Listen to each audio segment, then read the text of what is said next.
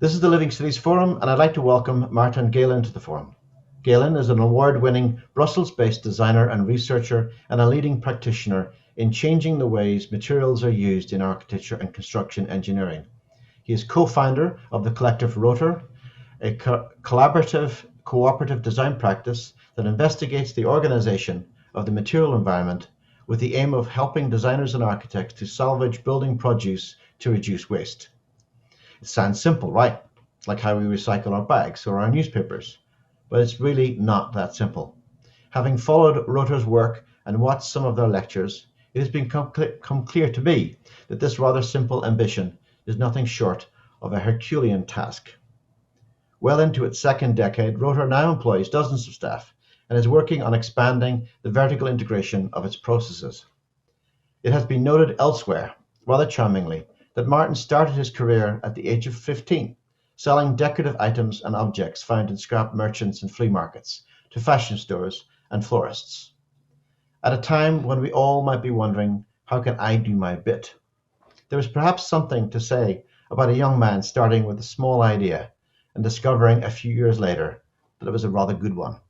I'm very pleased to welcome Maarten Gielen to Living Cities Forum. Maarten, the screen is yours. Okay. In the preparation of this this presentation, well, to be honest, I guess we all have these presentations that we've been given for a few years, in which we changed just a few slides. But I soon realized that for this occasion, I needed to come up with something else. So I'm trying out a new format, which follows a timeline. So I will roughly start somewhere in the 50s and end up in the year 21. And one of the questions was, of course, where to begin. It would have been quite logical, given the nature of my story, to start with the 1958 World Exhibition in Brussels. But it seemed appropriate to me to go just a few years before that and make a quick mention of the catastrophe in the so-called Bois de Casier mine in Marcinelle. Roughly 10 years after the end of the Second World War, a huge fire broke out underground in this coal mine, and later investigations showed that it was basically a very dangerous elevator that made a hydraulic cable blow, and this literally set the mine on fire. What is quite interesting also to see is that this was totally unanticipated. The reaction of politicians and firemen was to ask people to come and give them their fire extinguishers if they had any at home. So a later investigation also showed that what was actually to blame was a sort of a zealous effort of the national states to re-reach the production levels in terms of steel, coal, and so on, that had been accomplished before the Second World War, sort of a kickstart of the economy, but with decades-old infrastructure. So a catastrophe was bound to happen.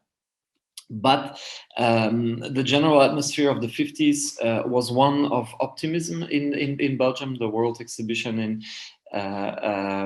taking place in Brussels celebrated sort of a very futuristic, optimistic concrete, glass, steel, aluminium based way of construction. In the background, you see the Atomium, a marvelous building. It's the enlargement of a steel atom. It's a moment where a lot of things are going on in Belgium, and there is a sort of a total redevelopment of the infrastructure of the country in terms of roads, industry, self-image, and so on. So at the same time, with the World Exhibition, a number of huge construction projects are undertaken. one that I would like to point out is the so-called State Administrative Center. In 1958, it is this barren land on which previously stood almost an entire neighborhood that has been demolished to make place for almost, well, a bit more than 300,000 square meters of office space. It is a combination of a horizontal slab and a vertical slab. So by 1965, a first part of this building has been completed. What you see here is a view of the cafeteria. The cafeteria, which is sized at half of the capacity of the building, so it can host 7,000 workers simultaneously. And the building is quite magnificent. For instance, let me point out these aluminium so-called aluchromatic wall panels that were produced by Ralph Kleremans on a special commission by the ministry. It's quite a remarkable process. So they are this is a group of painters who are using the same pigments that are typically used to print logos on chocolate packaging. This is Belgium, of course. But they apply these pigments on a larger scale, and they're able to make these decorative panels on which the pigments are actually part. Well, they're encrusted in the oxidation layer of the aluminium. It's a technique that I've only seen in this specific period in our small country. The technique, well, needs to happen quite fast. So you have a sort of a very spontaneous, a very quick way of drawing. And Ralph Kleremans, he combined a sort of a figurative language with a more abstract one. So we see after this period of 1958, we see a number of quite important projects for Brussels at a very, very fast pace being completed. For instance, the headquarters of the socialist health insurance organization with an open floor plan and centralized meeting rooms with round tables so that meetings could place in a non-hierarchical way. Quite an advanced sort of open plan office space for that time. 1967, totally different project. The idea of demolishing almost 54 hectares of land on the border of 3 municipalities that are part of the Brussels region. The idea was to build there 8 World Trade Centers and to start a sort of a Belgian Manhattan. The idea being that all these towers would be connected with a sort of a plinth that would run throughout the city, so the car level would be below the walking level. And you see here that a number of other buildings in the city have actually been built in anticipation of this universal plinth that would connect all of this modernistic structure at a later time. And you can see on the left side of this image the sort of the scale of the bourgeois 19th century housing as compared to the new modernistic projects. They almost fit in the underlying plinth and ventilation shaft. 1971, the Deligne building. 1972, again on a quite similar plinth for similar reasons, the so-called Général de Banque, which is a magnificent building, quite a marvel of construction because the subway is running through the building at an underground level. It is finished with some of the most expensive and fashionable materials at that time. I think if today you would make an attempt of exporting that much wenge wood from Congo, it would probably be seen as a war crime. The granite floor is exquisite Italian craftsmanship, and so on and so on. In 1984, so more than 25 years after the start of the construction process on the State Administrative Center, it is finally finished. And so in 1984 is also the year in which I was born.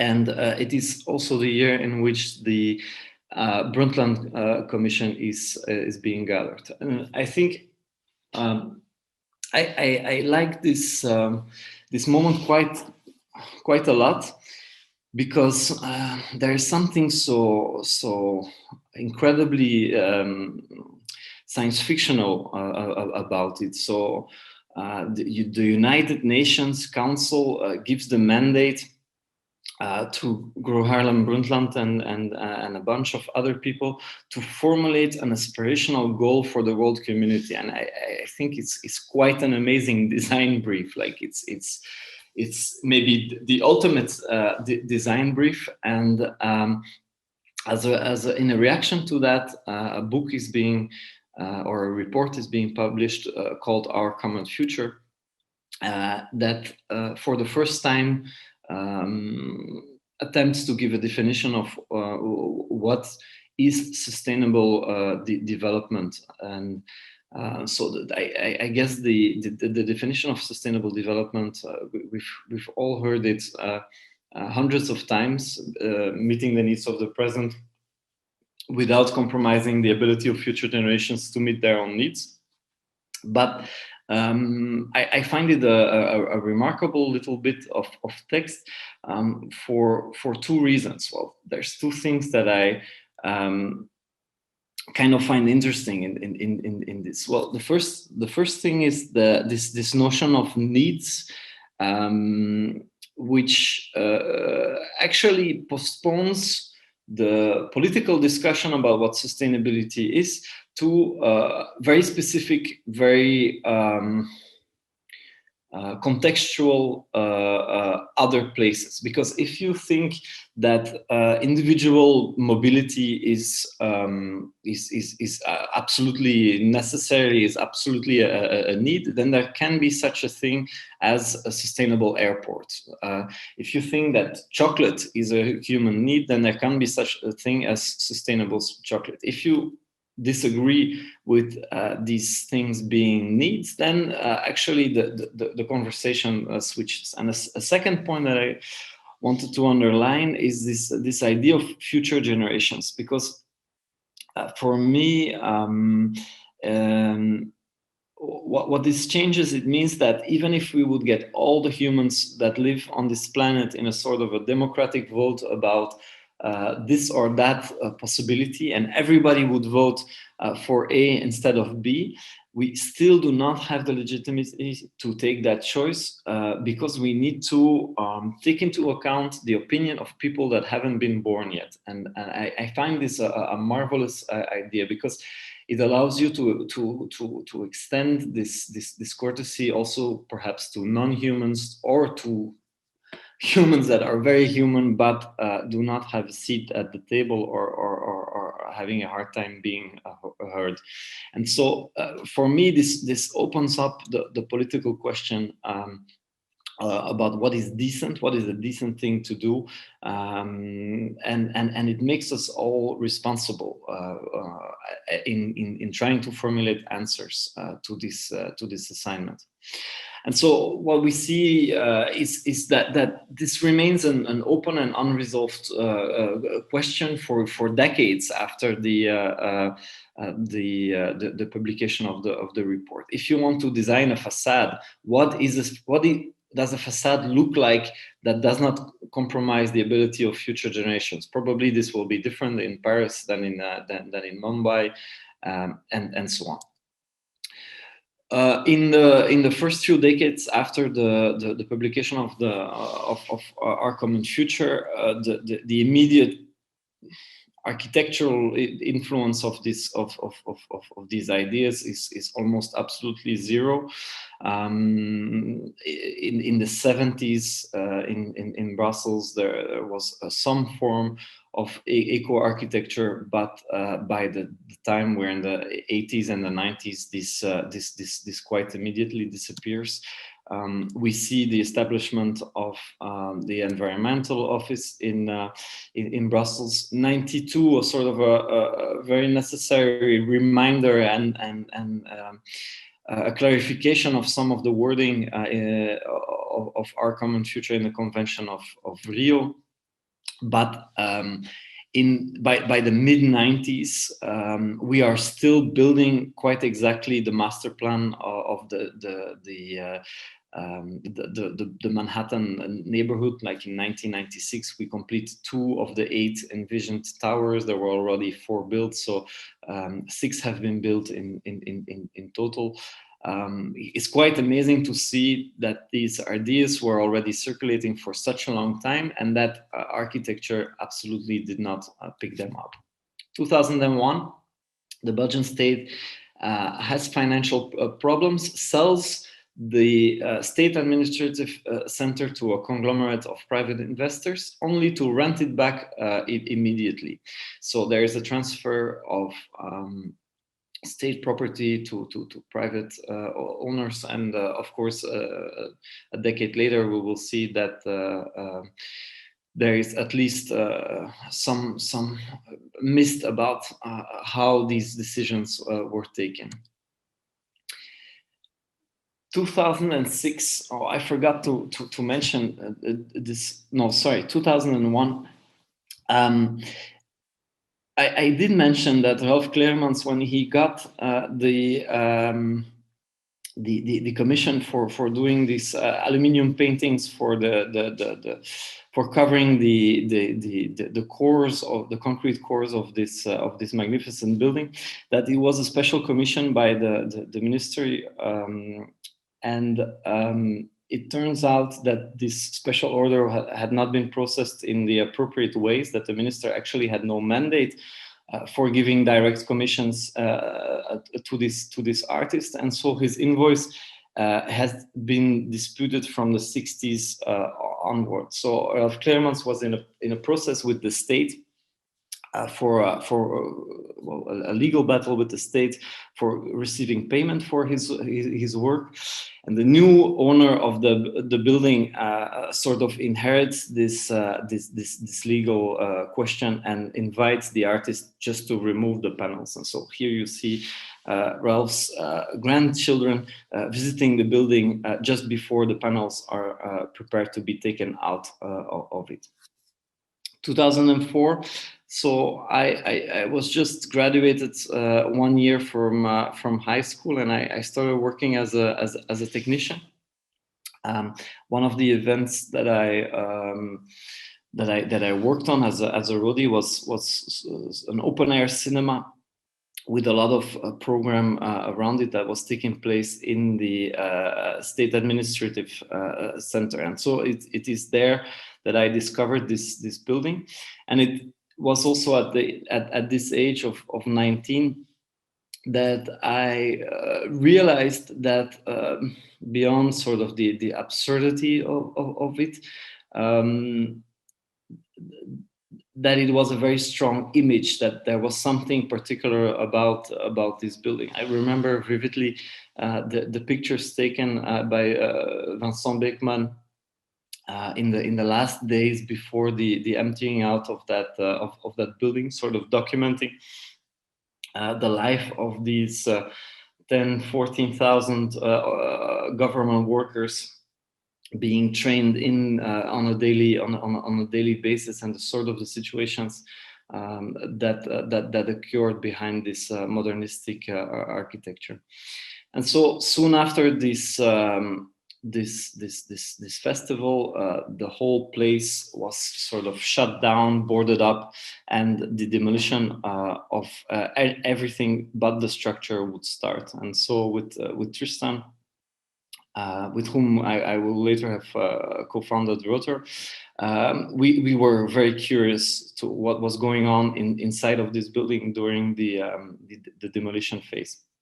So of course, it's one of the highest towers in Brussels, and so we would sneak up into the demolition site, going through the basement, finding our way into the building, avoiding the night guards, and have sort of little picnics on the roof, with one of the best views, probably one of the most dangerous, but also one of the best views of Brussels.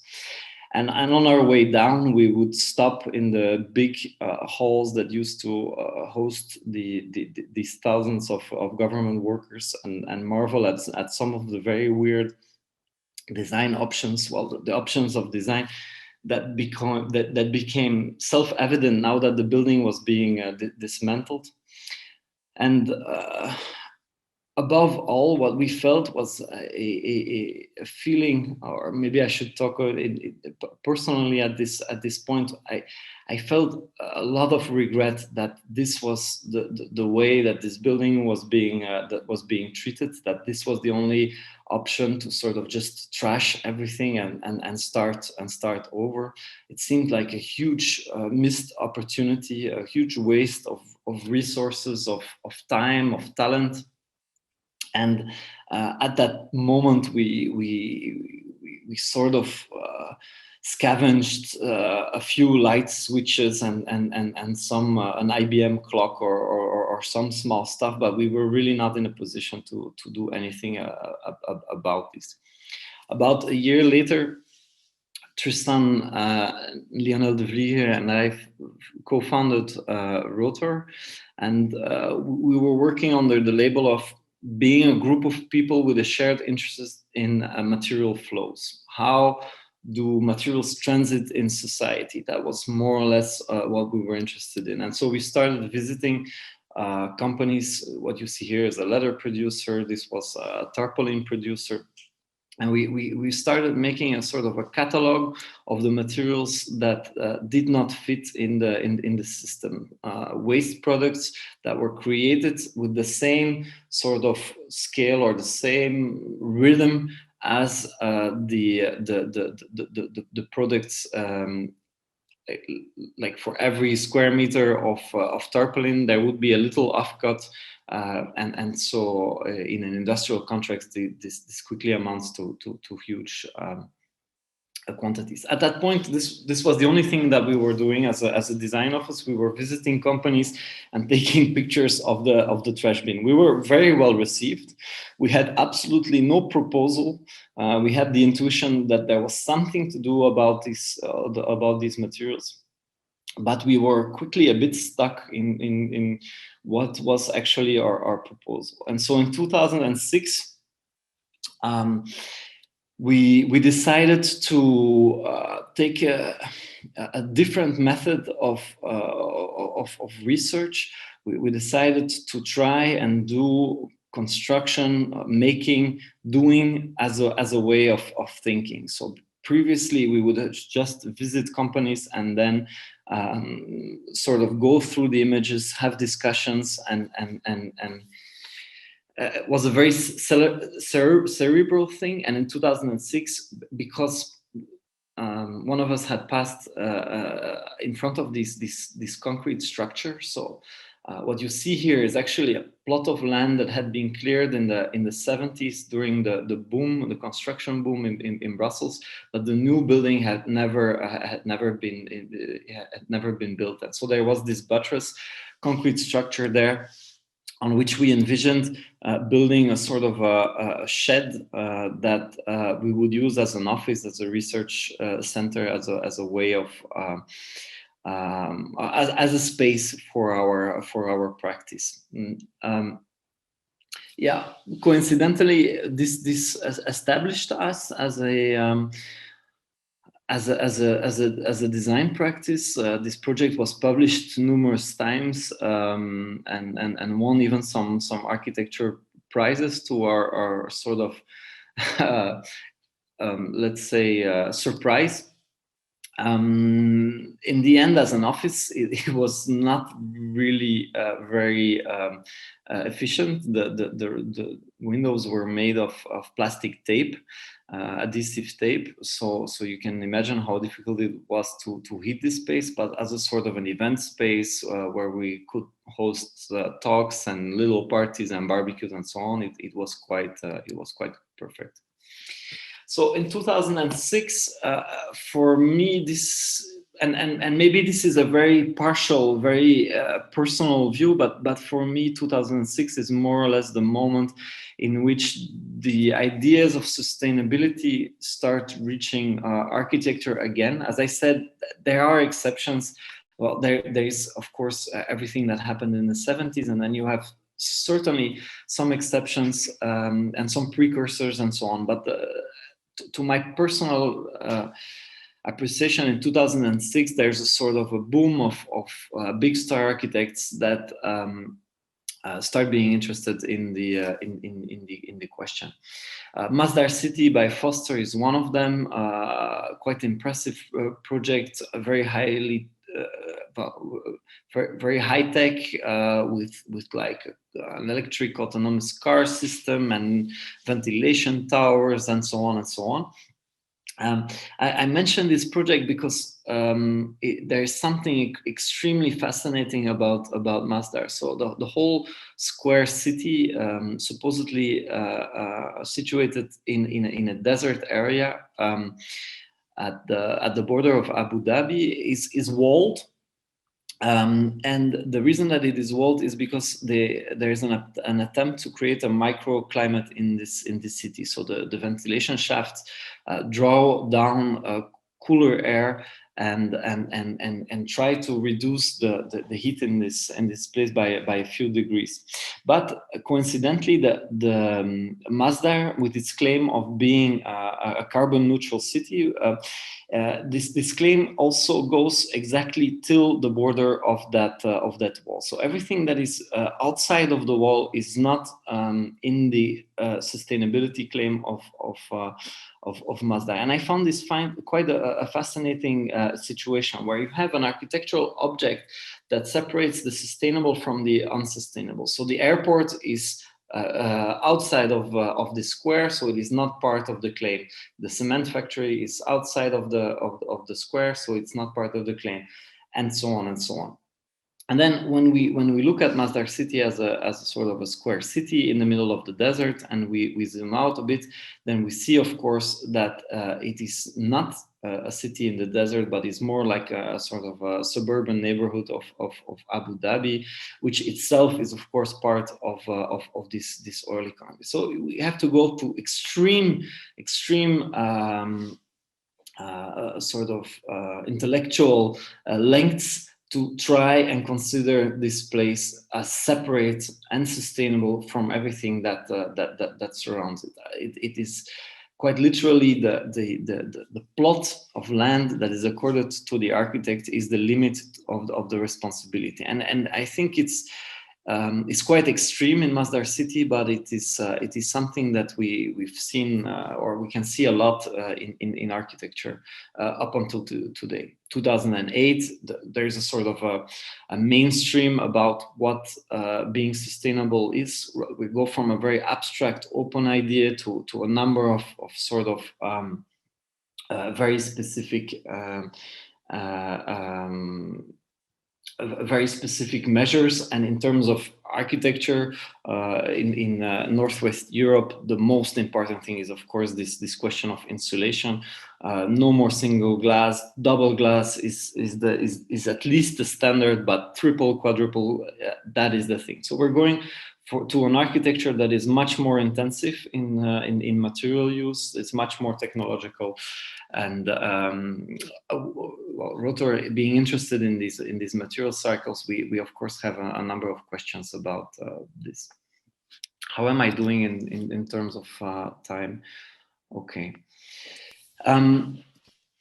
2008, we set up a project together with another organization to try and think about what a shop for secondhand building materials would look like in the Brussels area. It would be a social economy project, meaning that it would be a space where people who have been unemployed for quite a long time would be receiving some work experience and so on. Of course, this never happened, but this is something that has been quite instrumental in other projects that follow. In 2010, we proposed a pavilion for the Venice Biennale, the Belgian pavilion, which we dedicate to the question of wear in architecture. So how do materials react to the fact of being used? And so we inherit this beautiful pavilion that was designed for exhibiting paintings.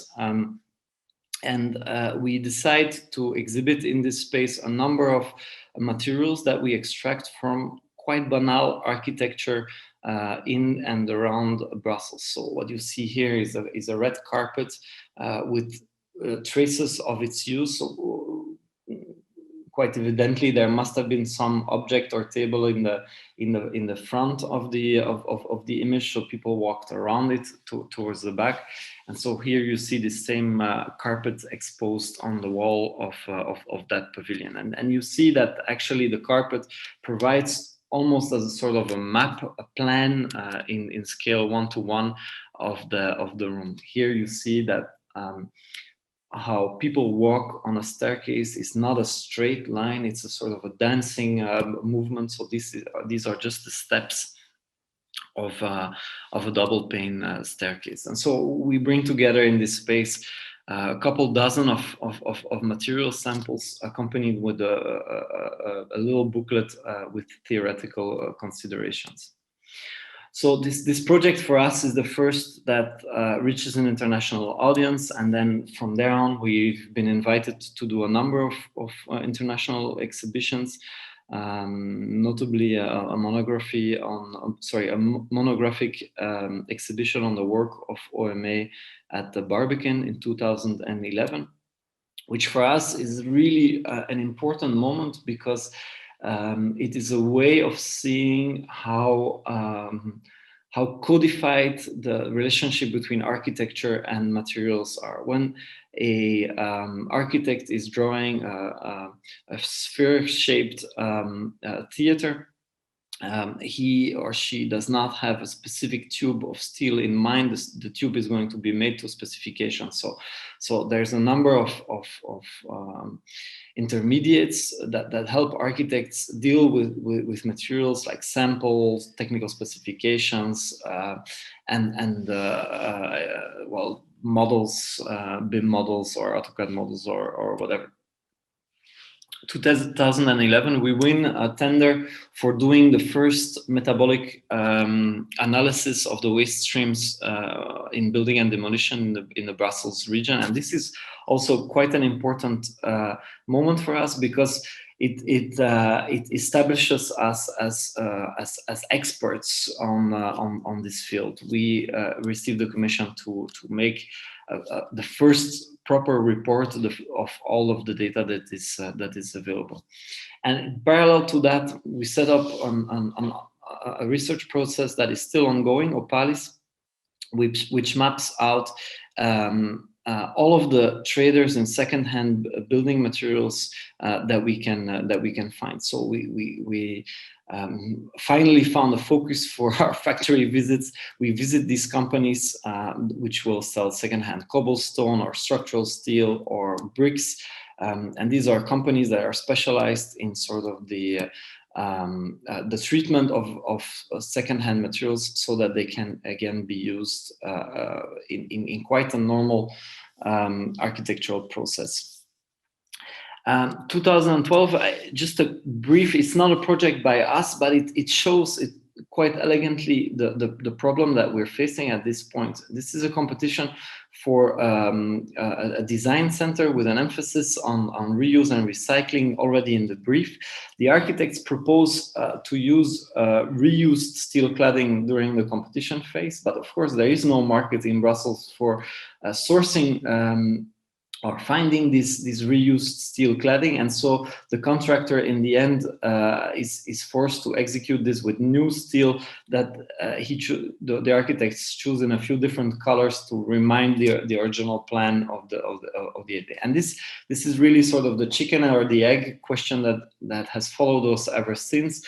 What do you do first? Can architecture create the demand and then hope that the industry will follow, or should the industry make a sort of a risky bet, start proposing materials in the hope that architects pick them up in their projects? And so we came up with a sort of a secret plan, which we called Horizon 2030, which was a non-commissioned project.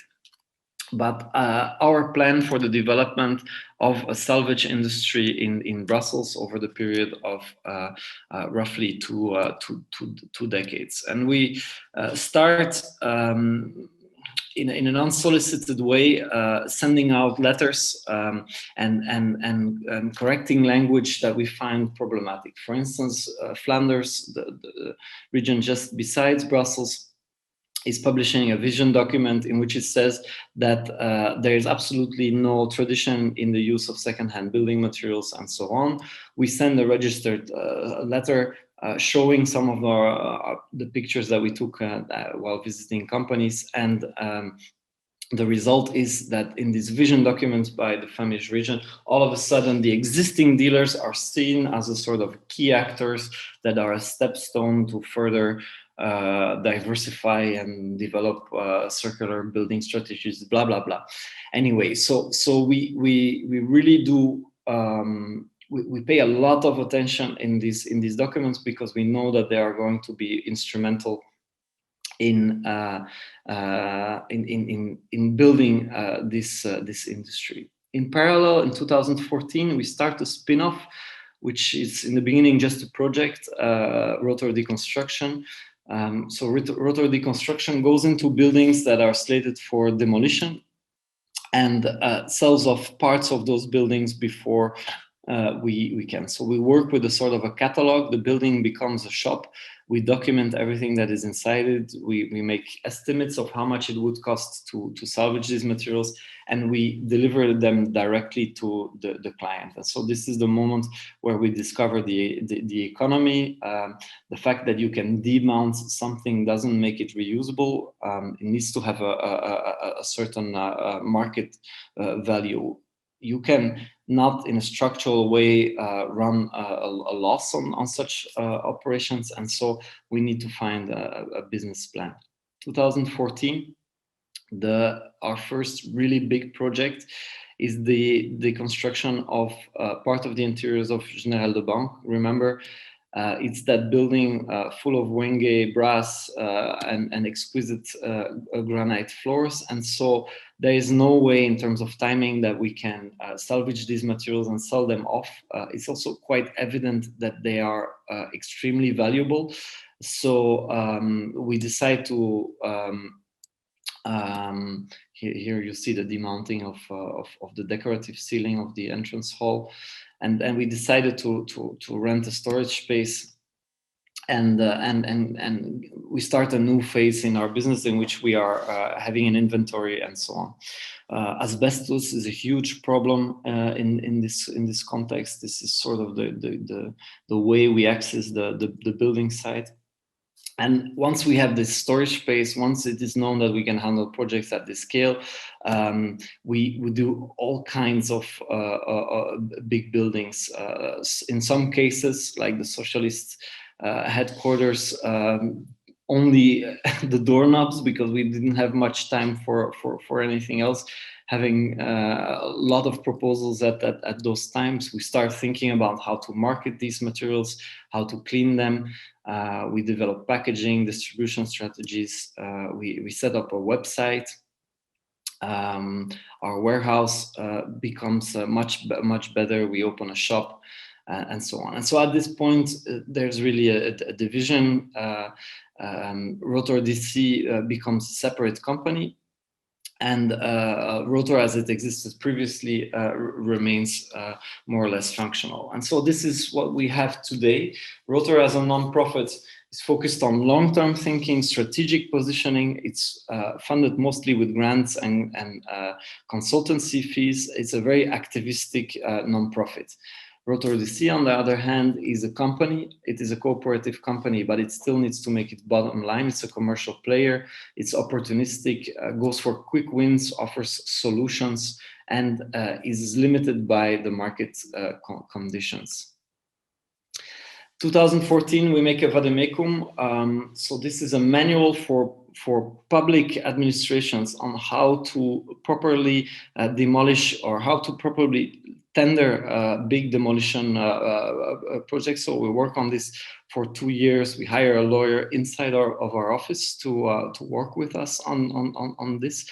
And this is a document that is still in use today by a lot of administrations, and that we are very, very proud of.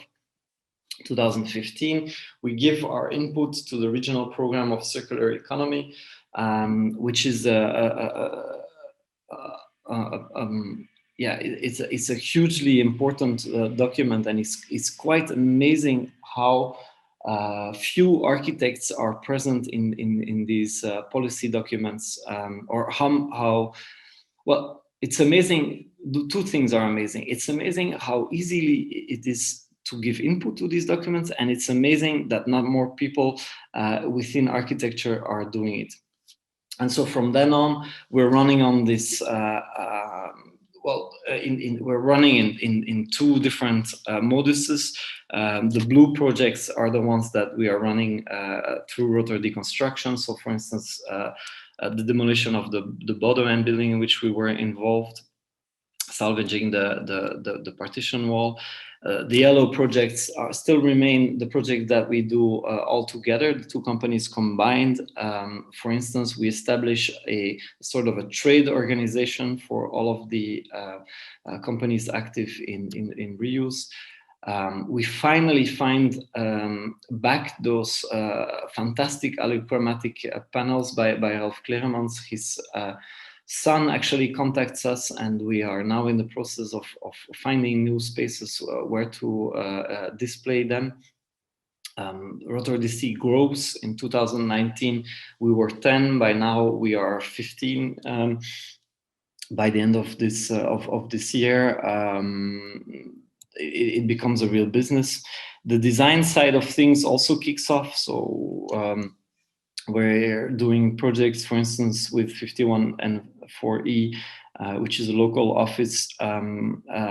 We win a competition of the Brussels region. Instead of building a building, we propose to move a building from a space where it was blocking the extension of the airport to a neighborhood in Brussels.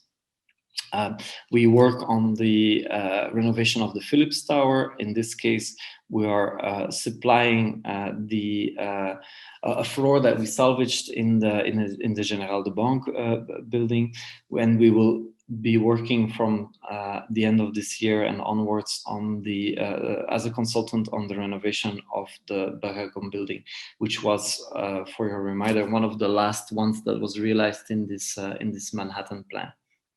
And so, to conclude, more or less, I would like to finish with a quotation of Bruno Latour, which is who has been an influential writer for our office, and he says, we have always actively sorted the elements inherited from different times, from previous times. We can still do that sorting. It is the sorting that makes the time, and not the time that does the sorting.